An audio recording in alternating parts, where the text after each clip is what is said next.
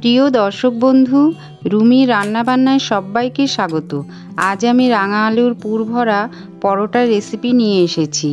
এখানে 400 গ্রাম পরিমাণ রাঙা আলু নিয়ে কেটে টুকরো করে প্রেসারে পরিমাণ মতো জল দিয়ে 2 সিটি দিয়ে নেব। এখানে আমি মোটামুটি 2 কাপ পরিমাণে জল দিয়ে দিলাম। এবার ঢাকনাটাকে বন্ধ করে 2 সিটি দিয়ে নেব। 2 সিটি দিয়ে নেওয়ার পর কিছুক্ষণ স্ট্যান্ডিং টাইমে রেখে দিয়ে দেখে নেব আলুগুলো কেমন সিদ্ধ হয়েছে। আলুগুলো বেশ সুসিদ্ধ হয়ে গেছে। এবার খোসাগুলোকে ভালো করে ছাড়িয়ে নেব।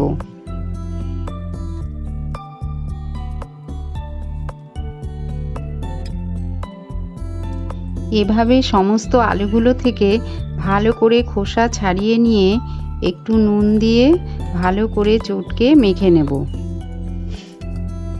আলুগুলো বেশ গরম থাকায় এভাবে হাতা দিয়ে একটু ম্যাশ করে নিয়ে তারপর হাত দিয়ে চটকে মেখে নেব।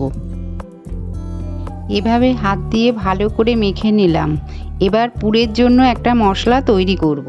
ফ্রাইং প্যানে দিয়ে দিলাম 1 চামচ গোটা জিরে, 4টে এলাচ, 2 টুকরো দারচিনি, সামান্য পরিমাণে লবঙ্গ দিয়ে শুকনো খোলায় ভেজে গুঁড়িয়ে নেব।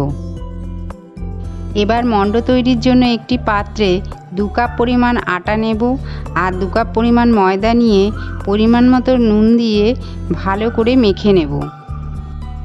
লবণ দিয়ে ভালো করে মিশিয়ে নিয়ে 2 চামচ পরিমাণ সাদা তেল দিয়ে আবারও খুব ভালোভাবে আটা ময়দার সাথে মিশিয়ে নেব। এভাবে যত ভালো করে ময়ম দেওয়া যাবে পরোটা ততই সফট হবে। এভাবে তেলটাকে আটা ময়দার সাথে ভালো করে মিশিয়ে নিয়ে অল্প অল্প পরিমাণে জল দিয়ে একটা মণ্ড তৈরি করে নেব।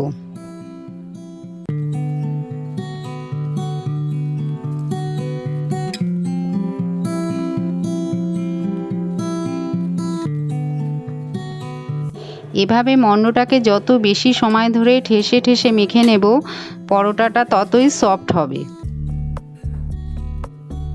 ময়দাটাকে খুব ভালো করে মেখে নিয়েছি। এবার আধ ঘন্টা ঢাকা দিয়ে রেস্টে রেখে দেব।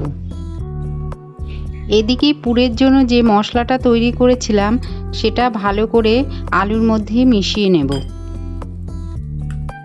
মশলাটাকে পুরের মধ্যে খুব ভালো করে মিশিয়ে নিয়ে এর মধ্যে দিয়ে দিলাম 1/2 টিস্পুন গোলমরিচ গুঁড়ো আর কাঁচা লঙ্কা কুচি দিয়ে আবারও ভালো করে মিশিয়ে নেব।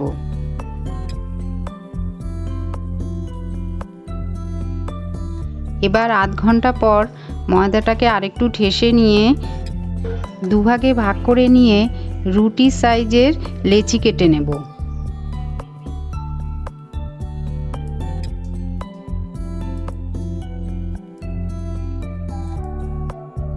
এভাবে সবকটি লেচি তৈরি করে নিয়ে পুর ভরার জন্য রেডি করে নেব।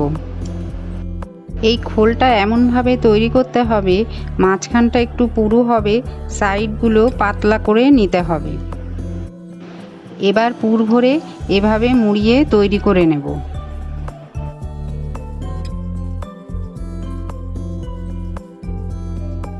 এইভাবে একে একে সমস্ত লেচিগুলোর ভেতরে পুর ভরে তৈরি করে নেব। আমি প্রথমে একটা তো বানালাম, আবারও একটা তৈরি করে দেখাচ্ছি। ঠিক এভাবে পুর ভরে পরেরগুলোও তৈরি করে নেব। সবকটিতেই পুর ভরে একে একে তৈরি করে নিয়েছি।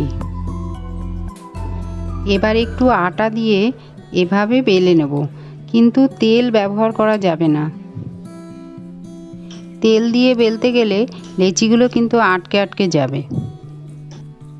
এভাবে স্মুথলি বেলা যাবে না। আমি আরও আরেকটা তৈরি করে দেখিয়ে দিচ্ছি কতটা স্মুথলি এভাবে আটা দিয়ে বেলা হয়ে যাচ্ছে। এভাবে আটা দিয়ে খুব সহজেই লেচিগুলোকে বেলে নেব। একে একে সমস্ত লেচিগুলোকে বেলে নিলাম। এবার ননস্টিক প্যানে দিয়ে একটা একটা করে পরোটা ভাজতে থাকবো।